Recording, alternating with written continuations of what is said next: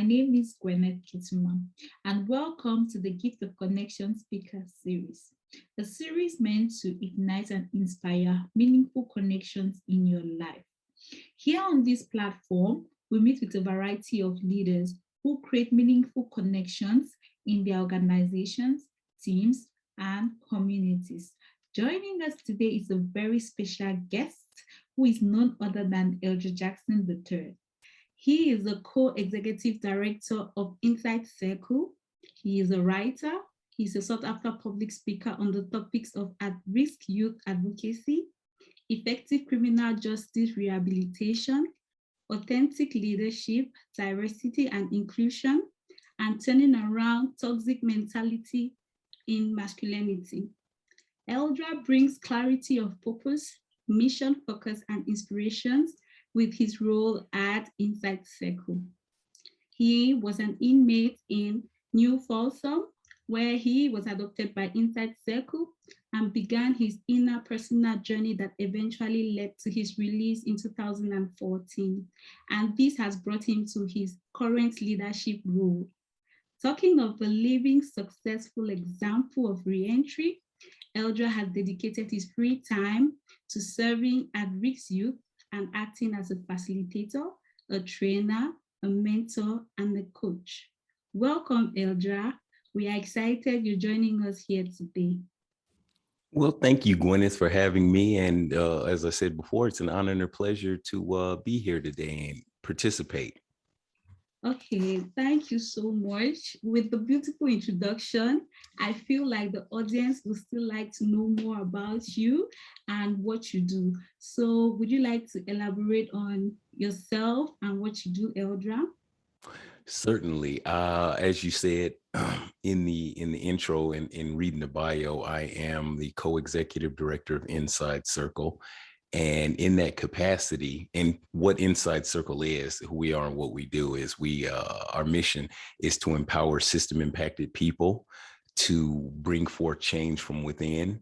And generally people, when they hear system impacted people, they think about folks on probation, parole, people incarcerated within the justice system. And I'm working to challenge that thought and bring about the realization and understanding that most, if not all, human beings on the face of the planet are affected and or a part of some system, be it the school system, the work system, an economic system, a familial system. We're all a part of some system.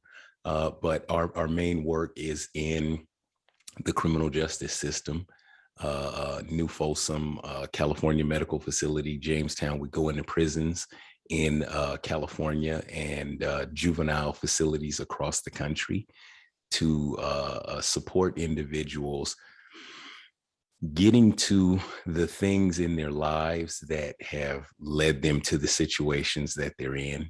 Usually there's some sort of trauma there. There's some sort of event that has impacted their lives and their decision-making. And I'll use the I perspective. I myself am a beneficiary of Inside Circle, and I was adopted by Inside Circle while I was serving a life sentence in the California prison system. I served 24 years of a life sentence. I went to prison when I was 19 years old.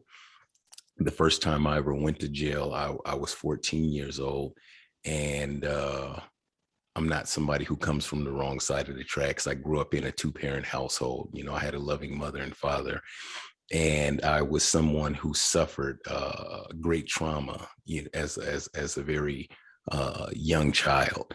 And I didn't know how to communicate that, to the people in my life who could have supported me, namely my parents, out of fear, confusion, not understanding, and the things that I allowed myself to tell myself, the stories that I told myself about myself and the things that had happened. I allowed them to play out in my life, in my teenage years and early adulthood. And it wasn't until I was able to sit in circle that I was able to come to grips with some of the traumas that I'd suffered as a very young child, and begin to develop a new relationship with, number one, those traumas, but mainly myself. And when I was able to develop a more healthy relationship with myself, it contributed to being able to be a part of more healthy relationships, both in prison and now out here in the community. Great. Wow. Thank you for that. So I'm just about to ask you the community you serve, but you already explained that. So we just go to what does connection mean to you? You know, throughout your journey in life, you have met people, you have this platform, you have this community. So what does connection actually, do you think, means to you? Yeah. For me, what connection means, there's a meaning that's in the dictionary about what connection is, but my experience about what connection is my willingness to be open, my willingness to meet another person where they're at, not where I expect them to be, not where I want them to be, but meeting them on a plane and on a level where they are at, and developing a relationship that is that has the elements of both mutual respect and understanding, and most importantly, communication. Communication is key to being able to make connection. If I am talking to you and you're talking to me, in order for us to be able to connect, in order for you to feel like there is a connection, I need to be able to listen to you. I need to be able to listen to what you're saying without thinking about how I'm going to respond to what you're saying.